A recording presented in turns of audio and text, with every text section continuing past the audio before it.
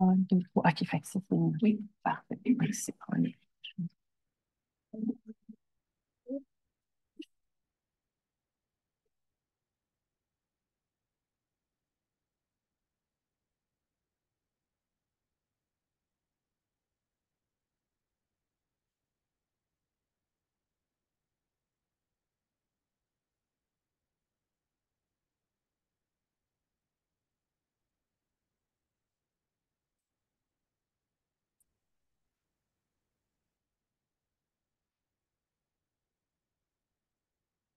Bonjour à tous et à toutes. Merci d'être réunis en si grand nombre aujourd'hui.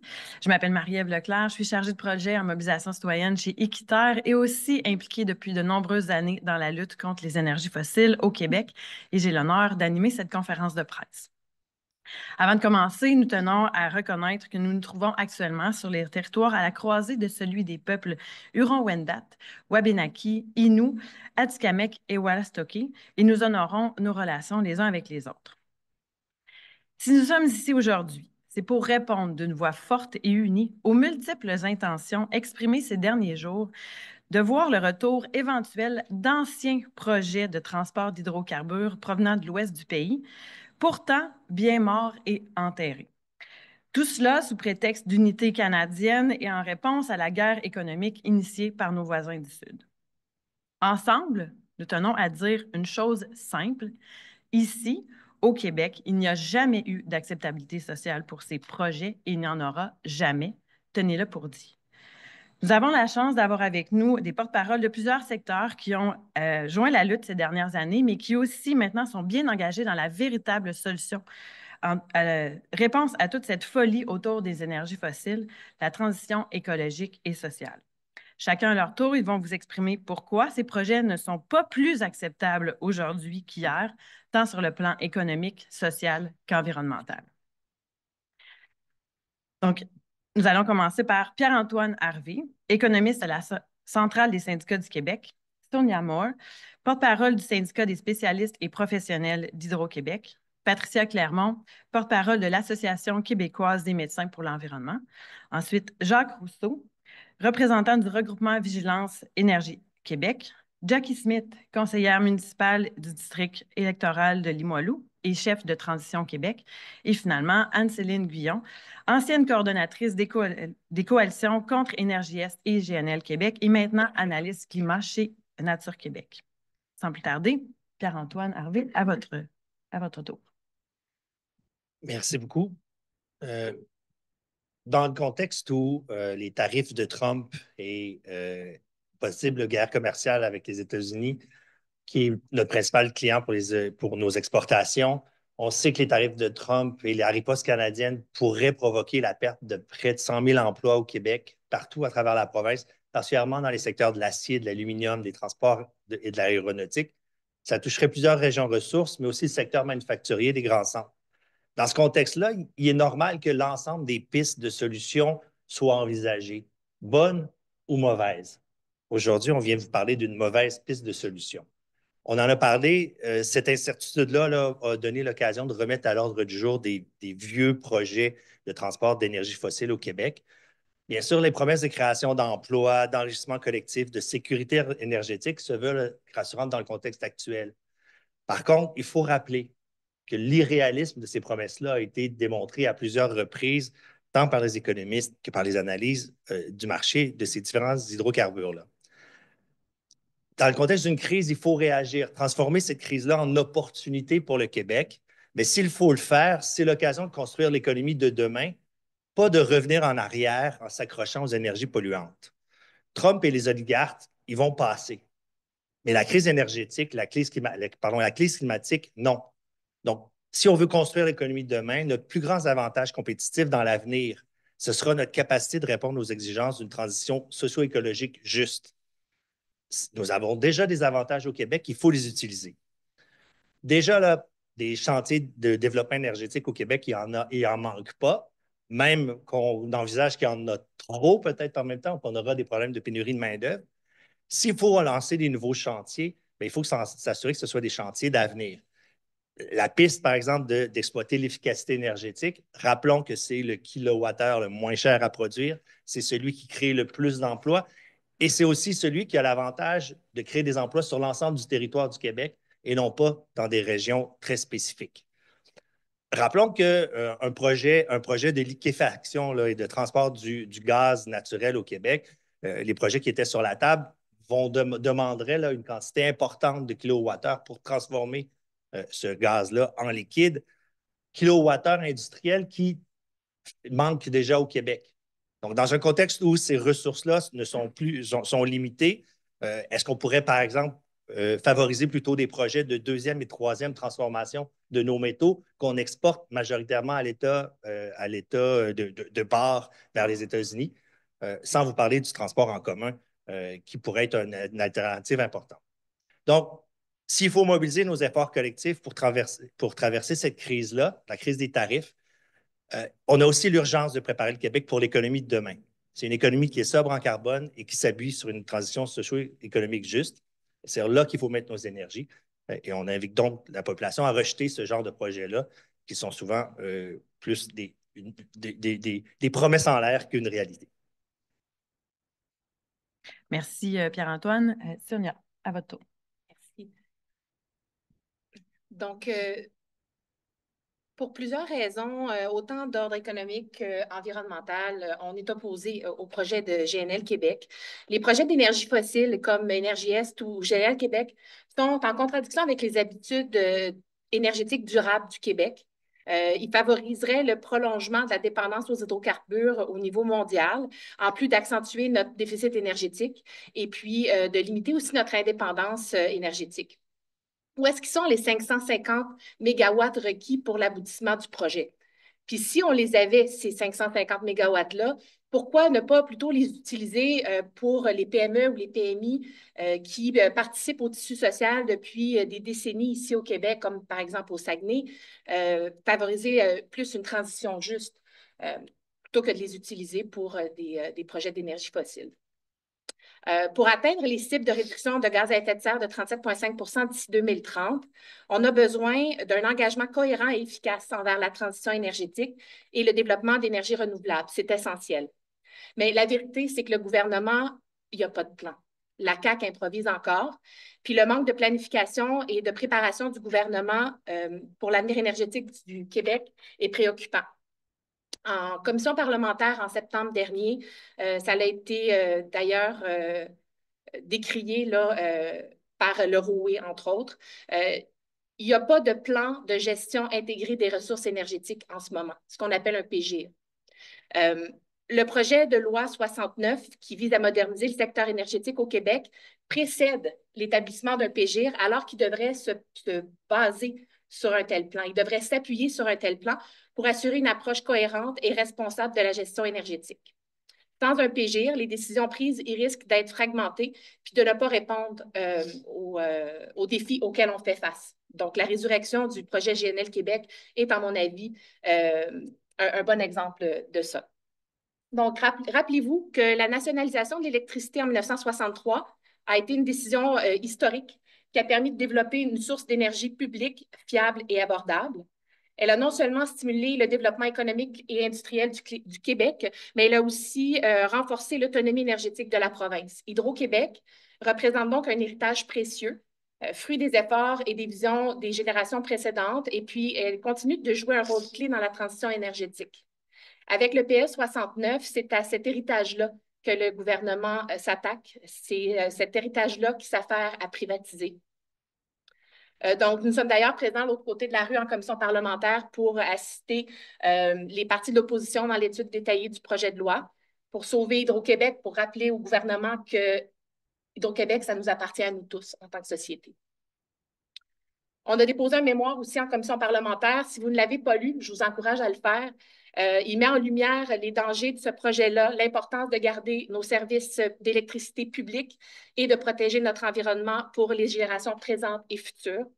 Il faut rejeter les projets d'énergie fossile puis investir dans des projets qui respectent nos valeurs et nos engagements collectifs. Ensemble, c'est possible de bâtir un avenir durable et équitable pour le Québec. Ne laissons pas la CAQ nous déshériter. Merci, Sonia. Je passerai maintenant la parole à Patricia. Merci. Le Québec a finalement dit non en 2022, après 10 ans de débats, à l'exploration et à l'exploitation des énergies fossiles par voie législative. Pendant ces débats, notamment en mars 2020, 250 médecins et professionnels de la santé du Québec partageaient au premier ministre, par lettre ouverte, leurs inquiétudes quant aux impacts néfastes pour la santé de ce type de projet. Une décision responsable qui a dû tenir en compte le manque d'acceptabilité sociale à l'égard de ces projets. Et depuis, les gens, les populations n'ont de cesse de se préoccuper de plus en plus de la santé de leur environnement et de l'environnement en général, se rendant bien compte des impacts des problèmes environnementaux entraînés par les projets pétrogaziers, notamment sur la santé humaine. La leur, celle de leurs proches, de leur communauté, sans oublier celle des populations déjà vulnérables. Avec les feux de forêt plus fréquents et plus intenses, les événements météorologiques extrêmes qui se multiplient et multiplient les conséquences désastreuses pour les communautés, leurs infrastructures, leur qualité de vie et leur santé mentale et psychosociale, les changements climatiques se manifestent de plus en plus dans leurs conséquences, non plus seulement ailleurs, mais ici même, comme lors des feux de forêt à l'été 2023 ou après l'après-tempête Débby, qui est devenue le plus extrême des événements climatiques que le Québec ait connu, sans compter les inondations qui surviennent de plus en plus fréquemment. On n'a pas fini de réparer les pots cassés de ces événements et surtout, nous avons beaucoup de travail à faire sur l'adaptation que nous avons à réaliser, sur la résilience que nous devons construire tout en continuant à lutter pour limiter les changements climatiques. Même en ces temps inquiétants dont certains veulent profiter pour nous faire peur et nous faire reculer vers des solutions qui n'en sont pas et qui, au contraire, ont participé à la crise climatique. Rappelons-nous que pour limiter le réchauffement planétaire à 2 degrés d'ici 2100, une valeur fixée par l'ONU pour éviter les conséquences les plus graves des changements climatiques, tous les pays du monde devraient éliminer leurs émissions d'ici 2030, dans 5 ans. Rappelons-nous surtout que le développement des énergies fossiles entraîne de très importants, dommageables et coûteux impacts sur la santé de l'environnement, qui a des liens inextricables et des impacts importants sur celle des gens, des communautés, ce qui a par ailleurs un coût aussi important sur les coûts de notre système de santé, des coûts économiques et humains. Parce que les effets sur la santé ne peuvent être considérés comme de simples dommages collatéraux, on l'a trop longtemps fait. Restons-en là pour notre santé environnementale et humaine, mais aussi économique, et bâtissons notre économie en respectant la nature et la santé de tout notre monde, pour notre avenir qui est déjà là maintenant. Merci, Patricia. Maintenant, la parole est à Jacques. Merci. Le regroupement Vigilance Énergie Québec est une organisation citoyenne et je fais suite à ce que Patricia disait, justement en parlant de l'acceptabilité. On est un groupe qui est formé de comités qui sont répartis dans plusieurs régions du Québec. Les origines du regroupement remontent à 2010, au moment où il était question de forer des milliers de puits de gaz pour extraire du gaz de schiste dans la vallée du Saint-Laurent. Le regroupement y a été farouchement opposé. Il a aussi mené la lutte contre Énergie-Est et a fait partie de la coalition pour contrer GNL Québec. De voir qu'on agite aujourd'hui les fantômes de ces projets ne peut que motiver les comités membres du regroupement à se mettre en mode vigilance. S'il y a une chose que l'histoire du regroupement démontre, c'est qu'il ne faut pas douter de l'intelligence citoyenne. Les gens savent s'informer, monter des dossiers, mener des actions concertées. Quand on parle de projets de transport d'hydrocarbures sur des centaines de kilomètres au Québec, cela préoccupe énormément des citoyennes et des citoyens vivant sur les territoires visés. Et là, j'insiste sur le mot territoire. On parle de faire des choses là où les gens habitent et souvent, comme ça a été le cas à l'époque pour ce qui était des forages de puits de gaz de schiste, un bon matin, les gens se retrouvaient avec dans leur cour des foreuses. Oh, un instant. Alors, c'est très important de se rappeler que les gens défendent leur territoire. Ce genre de projet-là a été rejeté dans le passé. On voit mal comment, au moment où il faut s'engager dans une transition énergétique, de tels projets seraient plus acceptables. Et je discutais avant la conférence de presse avec Anne-Céline qui me rappelait qu'il y avait une association gazière internationale qui nous rendait hommage, dans un sens, en disant qu'ici, les projets de ce genre-là se butent à la population qui n'y est vraiment pas favorable. En ce sens, nous bénéficions d'une reconnaissance internationale. Merci. Merci, Jacques, pour ce rappel de notre lutte importante. Maintenant, je passerai la parole à Jackie, s'il vous plaît. Lors des élections de 2021, un nombre sans précédent d'élus municipaux se sont fait élire avec les plateformes dont les objectifs visaient clairement la transition énergétique. D'un groupe de citoyennes engagées, la vague d'écologistes au municipal est devenue le caucus écologiste au municipal, avec plus d'une centaine d'élus à travers la province qui sont activement engagés dans la transition énergétique. En cours de mandat, plusieurs autres se sont joints au mouvement pour que les municipalités fassent front commun dans la lutte au changement climatique. Cette tendance est là pour rester et elle restera contre vent et marée. Les municipalités sont aux premières loges des changements climatiques. Que ce soit les villes et villages du Chappé qui ont dû faire face aux feux de forêt destructeurs, ou Baie-Saint-Paul qui a vécu des inondations désastreuses, coûtant la vie des 2 de ses pompiers. Les municipalités ne peuvent pas ignorer les effets de la crise climatique et qui frappent de pleine fouette. Lutter contre les changements climatiques, s'adapter aux effets des changements climatiques sont les priorités pour les municipalités au Québec et à travers le Canada. Oui, il y a un gouvernement chaotique au Sud qui crée des incertitudes économiques chez nous. Mais développer le marché des hydrocarbures ne crée qu'une certitude.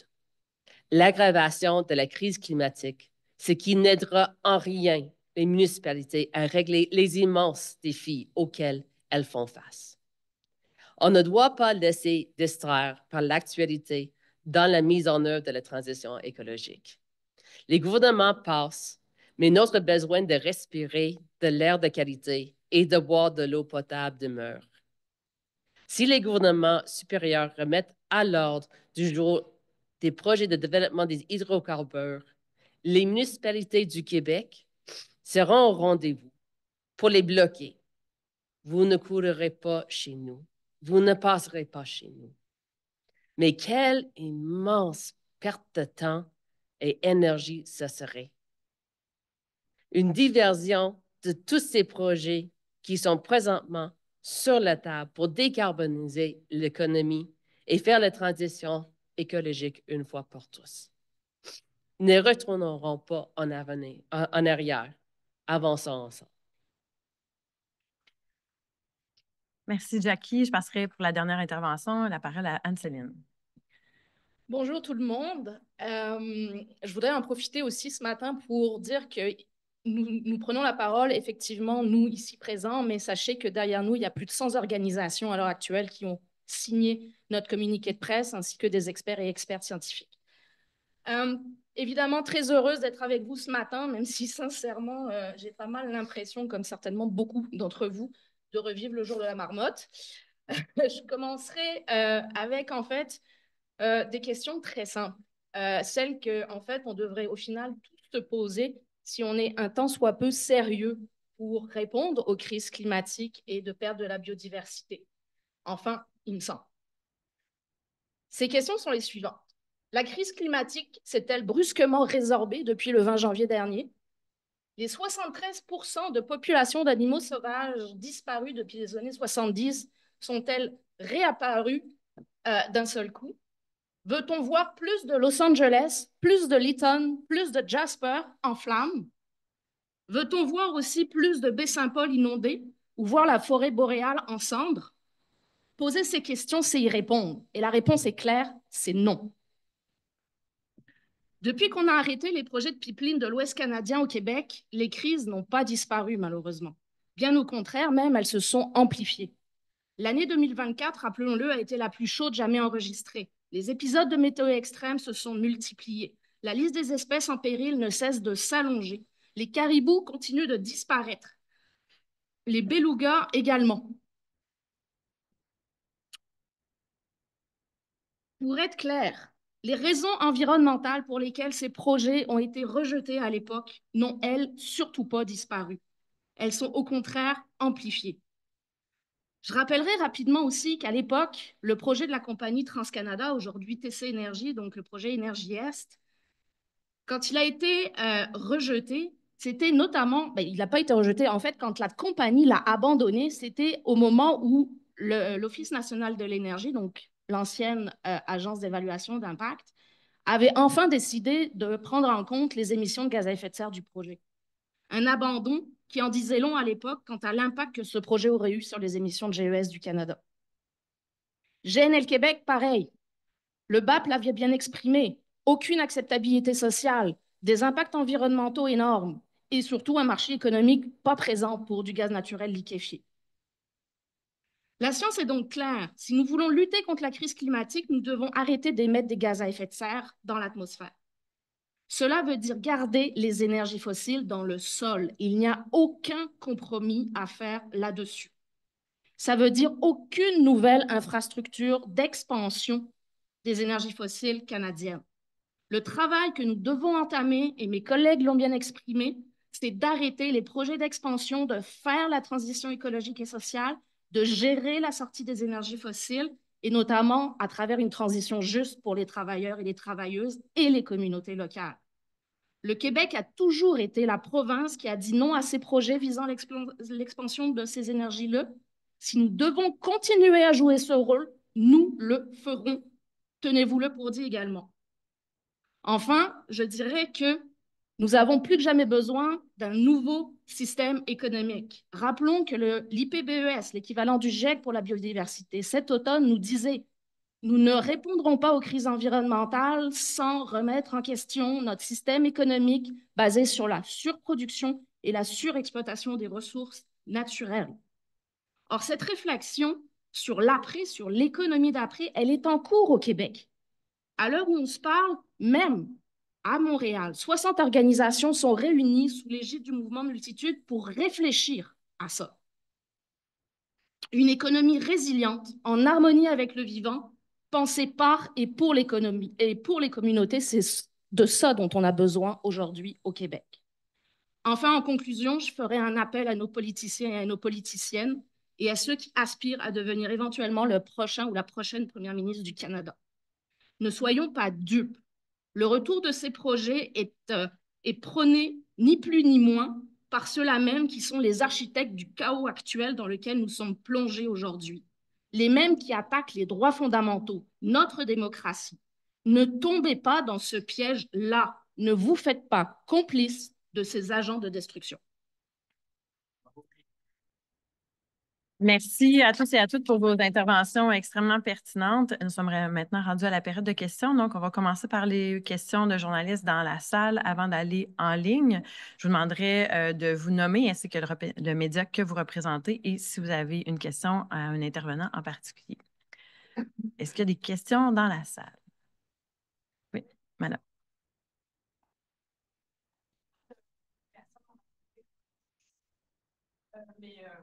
J'imagine que de voir les politiciens ressortir est-ce que ça vous a surpris? Est-ce que ça vous inquiète? Qu'est-ce qu'on doit comprendre? En fait, on a parlé beaucoup de bulle politique, c'est pour ça que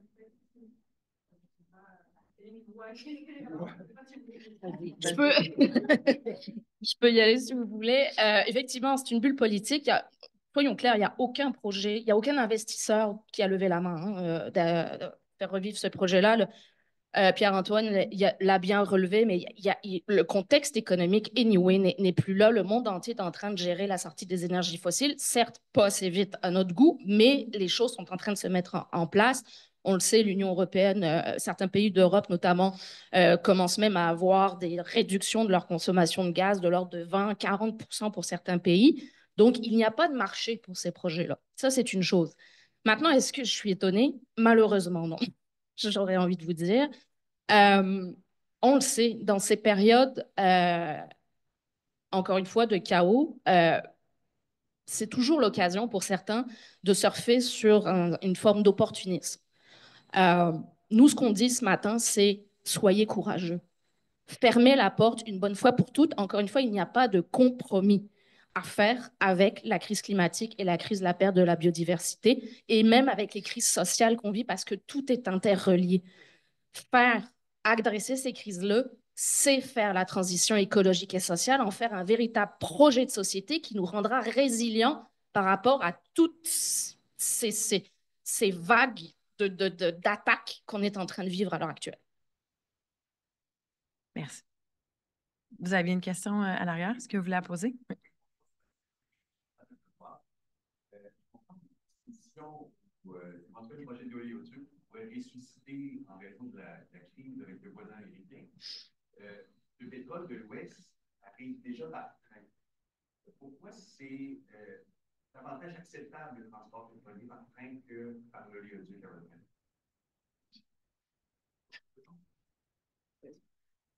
Jacques, qu'est-ce que tu veux répondre? J'avoue que la question me surprend un peu. Probablement que je vais laisser Céline répondre aussi. Mais le transport par train, si vous voulez l'avis des comités membres du RVHQ,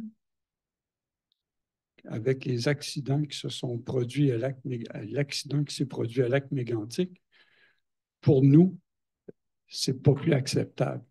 Et parmi les comités membres du RVHQ, il y en a plusieurs qui ont été solidaires depuis le début avec Lac-Mégantic pour rappeler ce désastre. Et en autant que le regroupement Vigilance Énergie Québec est concerné, le transport par le transit ferroviaire, c'est pas plus garant de sécurité ou de quoi que ce soit. C'est inacceptable. Il n'y a rien à faire. Rien. Je ne sais pas si quelqu'un d'autre veut répondre. Okay. Anne-Soline, vas-y, après ça, Patricia. Je ne comprends même pas qu'on pose encore la question aujourd'hui, en 2024. On a montré par A plus B qu'il fallait sortir des énergies fossiles, peu importe le mode de transport, que ce soit par train, par oléoduc, nommez-en-le. Nous devons faire la transition écologique et sociale. Ça veut dire qu'il faut sortir, il faut garder les énergies fossiles dans le sol, point. La crise climatique ne prend pas de pause. La crise de la perte de biodiversité non plus. Donc, soyons ailleurs. Et soyons ailleurs même dans notre manière de rapporter ce genre de nouvelles, j'ai envie de vous dire. Il y a quelque chose de là que l'histoire nous regarde. L'époque nous demande de faire mieux, de faire autrement. On a tous un rôle à jouer là-dedans.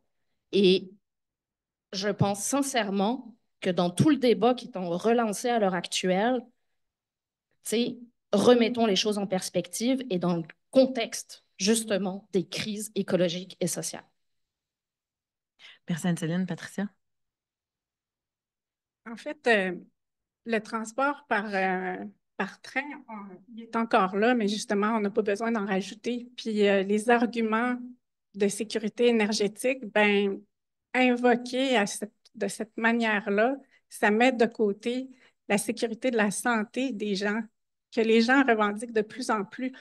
Nous, à l'Association québécoise des médecins pour l'environnement, on se fait beaucoup appeler, par exemple, par des citoyens, des citoyennes, des médecins dans leur communauté aussi qui veulent justement, qui comprennent justement, par exemple, l'importance de protéger les milieux naturels, les fonctions, les services essentiels environnementaux qui nous sont rendus comme ça et que ça nous coûterait tellement cher autrement de les payer. Alors, ce qu'on a encore, il faut le gérer. Comme disait Anne-Céline, on a une transition à gérer, mais surtout à planifier, ce qui nous est malheureusement largement refusé. En ce moment, il y a des discussions, des consultations, des vraies consultations qu'on demande depuis 2 ans puis qu'on n'obtient pas vraiment, sauf à force de sortie, comme on en fait ce matin. Alors, je voudrais que les gens, l'acceptabilité sociale, je pense que tout le monde l'a expliqué, de plus en plus, c'est lié à la sécurité de la santé, qui est liée à la sécurité de notre environnement qu'il faut protéger. Oui, vas-y, Sonia. J'aimerais aussi simplement rajouter qu'un projet comme GNL Québec, ce n'est pas seulement le transport dans l'oléoduc, c'est aussi la transformation, la liquéfaction qui prend énormément de notre énergie propre pour transformer de l'énergie fossile, de l'énergie sale. Donc, au final, le calcul, à mon avis, il n'est pas positif pour l'environnement ni pour la transition énergétique. Merci. Est-ce qu'il y a d'autres questions dans la salle? Oui, allez-y, M. Tanguay. C'est vrai, vous avez fait l'exercice lorsque le projet était dans les cartons, dans les ambitions dans le gouvernement. Est-ce que vous pouvez vous rappeler les conséquences sur l'environnement et la santé qu'un projet comme celui-là, Bois-du-Bourg, aurait pour l'économie? Merci. Qui veut se gâter à la réponse? Oui, ben, on rappellera qu'à l'époque, ce qu'on avait mis de l'avant notamment, c'était, bon, évidemment, les impacts sur les gaz à effet de serre de l'expansion des énergies fossiles, ça c'est une chose. Mais on avait mis aussi en avant le nombre de rivières qui auraient été traversées par le pipeline, plus de 850, si je me souviens bien, à l'époque. Beaucoup de ces traversées mettaient même à mal les prises d'eau potable de certaines grandes villes, notamment celle de Montréal. Et on avait démontré que la ville, à l'époque, et je pense que c'est toujours le cas à l'heure actuelle, notamment avec le pipeline de l'inversement de la ligne 9B, hein, qui reste un problème d'ailleurs, je tiens à nommer, était mise à mal, c'est-à-dire que la ville de Montréal n'a pas de plan B en cas de pollution de sa prise d'eau potable par des hydrocarbures. C'est quand même des millions de personnes qui, du jour au lendemain, pourraient ne plus avoir accès à de l'eau potable dans leur foyer. C'est pas rien. Donc, il y avait ces éléments-là. Il y avait évidemment les impacts au niveau de la traversée du fleuve ici à Québec, tous les enjeux que ça aurait créé à ce niveau-là, les impacts sur les belugas du port pétrolier, excusez-moi, qui aurait eu éventuellement à Kakuna. Et je le disais tout à l'heure, mais je le répète, tous ces enjeux-là sont encore d'actualité aujourd'hui. Ce seraient les mêmes problématiques si un nouveau projet voyait le jour. Donc, on aurait les mêmes raisons pour s'y opposer. Patricia, vas-y, en réponse. Évidemment, je peux vous parler de problèmes de santé qui étaient déjà argumentés par les médecins en 2020 et mis de l'avant pour les problèmes de santé à proximité des opérations de fracturation hydraulique. Bien, on parle de cancer, de leucémie aiguë, lymphoblastique chez les jeunes, de maladies ORL, cardiaques, respiratoires, certaines perturbations endocriniennes. C'était vrai en 2020, c'est toujours vrai. Puis ça, c'est sans compter aussi les produits toxiques qui sont utilisés par les industries qui mettent en péril la vie des travailleurs et travailleuses, mais aussi celle de leur famille, et sans compter les effets psychosociaux et sur l'anxiété liée à la santé que ça entraîne. Puis un des exemples qui est devenu, qui a même débordé dans la vie culturelle, par exemple, c'est mégantique, justement sur les trains. On voit quelque chose une maladie, on en parle souvent, c'est une condition, mais les impacts psychosociaux, les divisions dans les communautés, tout le travail qu'il y aurait à mettre, comme disait Sonia, à faire une transition éclairée, une transition aussi dont on souligne les co-bénéfices à plusieurs égards. C'est là où il faut mettre l'énergie plutôt qu'à soigner des problèmes de santé qu'on générait par des soi-disant développements économiques qui, en fait, nous ont mené un peu à notre perte, un peu beaucoup à notre perte aujourd'hui. Est-ce qu'il y a d'autres questions dans la salle? Sinon, on va passer... Si je peux ajouter une chose. Moi, j'habite Trois-Rivières et je peux vous dire qu'à l'époque, le conseil municipal avait fixé un certain nombre de conditions pour discuter, accepter de discuter avec TransCanada de son projet. Parce que chez nous, ça passait à Saint-Maurice.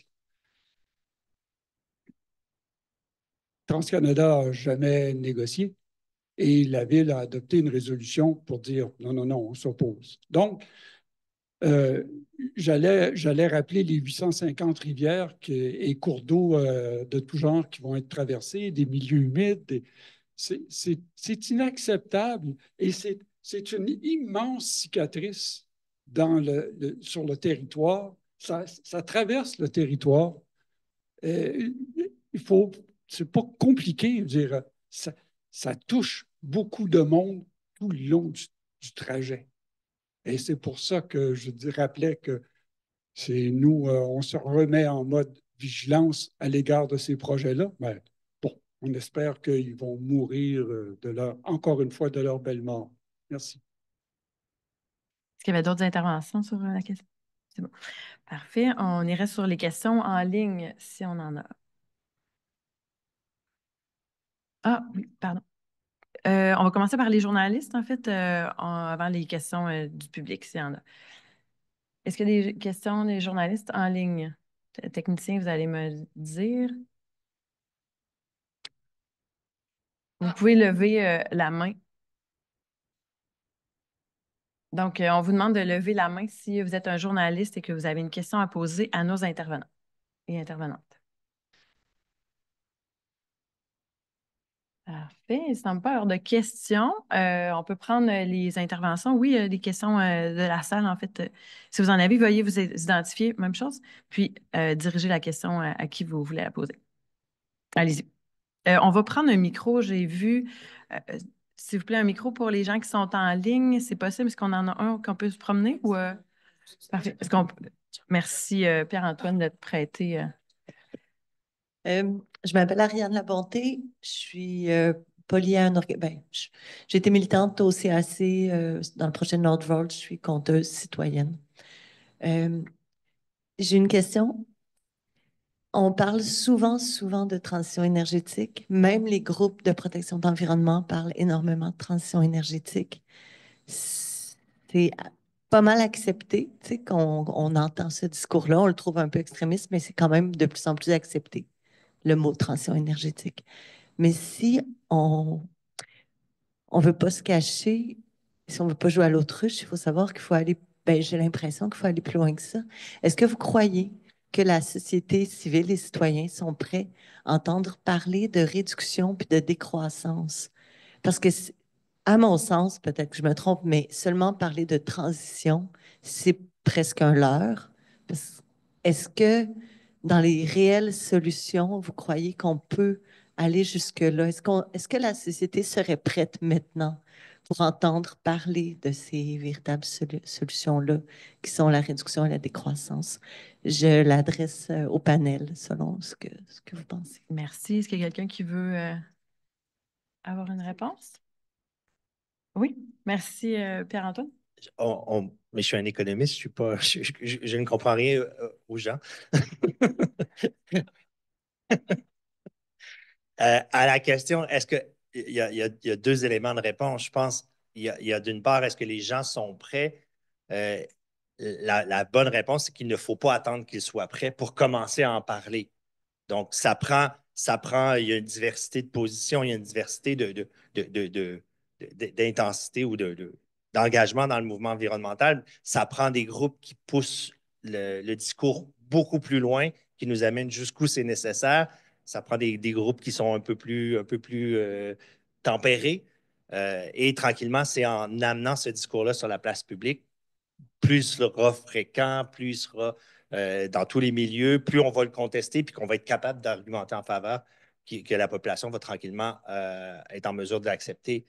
Mais tout à l'heure, je prenais l'exemple, il y a des éléments qui sont de la réduction de consommation énergétique sans réduire la qualité de vie de la population. Parce que c'est là-dessus, c'est l'enjeu. L'enjeu, c'est de dire, l'enjeu de la décroissance, c'est que les gens perçoivent ça comme étant, on va m'enlever de mon confort, on va m'enlever de mes conditions de vie. Alors que c'est tout le contraire. Mais je donnais l'exemple Je donnais l'exemple du chantier sur l'efficacité énergétique qui ne va pas, ça aura juste pour conséquence qu'on aura des maisons qui coûteront moins cher à chauffer, mais qui seront tout aussi confortables.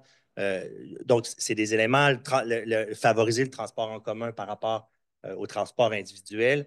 À chaque fois qu'on rend accessible le transport en commun à une famille, qu'on lui permet de choisir de ne pas avoir de voiture et de prendre le transport en commun, ben c'est grosso modo 8 000 à 10 000 $ de plus dans leur poche parce qu'ils ont cette nouvelle liberté-là de se déplacer avec le transport en commun. Donc, avant d'aller, là, je pense qu'il faut un discours jusqu'à la décroissance, mais je pense qu'il y a une forme de réduction beaucoup plus facile à proposer puis à mettre de l'avant. Donc, oui, il faut y aller sur les deux niveaux du discours, là. Merci. Est-ce qu'il y en a une autre réponse, Jackie? En parlant de grand public, c'est un peu ce que les politiciens font. Je dirais que le concept de décroissance, c'est quand même quelque chose qui n'est pas un mot. Je dirais que le grand public a une grande capacité de savoir c'est quoi de coup. Mais si on fait un peu la vulgarisation, si on propose des principes de décroissance, je dirais qu'il y a de plus en plus d'engouement pour un mode de vie plus sain, mode de vie plus simple, moins de pression, moins de consommation, réduction à la source des déchets, réutilisation des affaires. C'est, le transport en commun, c'est quelque chose qui est de plus en plus un grand engouement. Ici à Québec, il y a AVélo qui est une vélo-partage électrique qui a une immense popularité. C'est un moyen d'avoir une décroissance sans en parler nécessairement. Les cafés réparations, de plus en plus, il y a des populations partout dans le ville de Québec qui adoptent ces idées-là. Donc, le principe, les principes de décroissance, je pense qu'ils sont de plus en plus souhaités, mais les grands principes économiques, je pense que ça reste quand même un peu plus niche. Je ne ferai pas un discours devant milliers de personnes pour parler nécessairement de décroissance parce que je voulais être compris. Donc, c'est ça. Merci, Jackie. Est-ce qu'on a une autre question du public? Ah oui, quoi? Et là, si je peux juste rajouter, l'importance de parler de décroissance actuellement, c'est qu'on peut la planifier. Et c'est de l'importance de rappeler aux gens qu'on a l'occasion de planifier la décroissance. Alors que si on ne fait rien, ben, la décroissance va nous être imposée de manière radicale par l'accélération de différentes crises sociales. Donc, et là, les conséquences, elles seront tout aussi lourdes, mais réparties de manière tout à fait inégalitaire et on ne sera pas préparé. Donc, je pense qu'il y a une responsabilité de préparer cette décroissance-là et de la faire la plus équitable possible et la plus respectueuse possible. Merci. Vas-y, Patricia. J'ajouterais en fait un peu comme Jackie, mais aussi comme Pierre-Antoine, que c'est déjà discuté, mais peut-être pas avec ces mots-là. Puis en fait, le défi, c'est que, justement, comme tu soulignais, Pierre-Antoine, décroissance sonne souvent, puis surtout dans le discours de l'économie classique là, du 20e siècle, avec perte. Puis une des choses, par exemple, à l'ACME, sur laquelle on réfléchit puis on travaille beaucoup, c'est de montrer les co-bénéfices. Par exemple, quand on planifie plus de nature, plus de transport collectif, plus de conditions de marchabilité, on améliore la santé par le fait même. Donc, c'est un co-bénéfice social, économique même, pour les gens, pour les communautés. Puis par ailleurs, je voudrais souligner que depuis 2 ans, il y a aussi une communauté de pratique des éco-CMDP, c'est-à-dire les conseils de médecins, dentistes, pharmaciens au sein des établissements de santé qui ont des comités d'influence et de plus en plus, il y a des gens qui viennent à l'ACME pour discuter, s'échanger des trucs parce qu'ils sont déterminés. Puis d'ailleurs, il y a 3 ans, on déposait une pétition signée par 3500 professionnels qui voulaient atteindre la carboneutralité du système de santé d'ici 2040. Et souvent, quand ces médecins-là, dans leur milieu de pratique, argumentent pour changer des pratiques, réduire l'utilisation de certains produits, prôner la réutilisation plutôt que le jet. Ils disent souvent une vérité qui est incontournable pour eux et elles, c'est que si les systèmes de santé étaient un pays, ce serait le 5e pays émetteur de GES, puis ils veulent travailler sur ça. Ça se travaille déjà au Royaume-Uni, c'est une grande source d'inspiration, mais il faut voir que parmi les milieux de pratique, et souvent parmi ceux qui pourraient le plus vous surprendre comme celui-là, ben, il y a des choses qui suivent justement les principes d'une autre économie, d'une meilleure économie vraiment plus durable. Merci. Est-ce qu'il y a d'autres questions dans la salle? Ça va? Est-ce qu'on a des questions en ligne? Non, ça va. Donc, merci. Bien, ça met un terme à la conférence de presse. Alors, merci beaucoup à tous les intervenants et intervenantes. Merci d'être venus en grand nombre. Merci aux journalistes aussi de s'être déplacés. Et merci au public en ligne qui a suivi la conférence de presse. Alors, je vais inviter les militants et militantes à venir prendre une photo, en fait, pour se rappeler ce moment. Alors, merci beaucoup et bonne journée.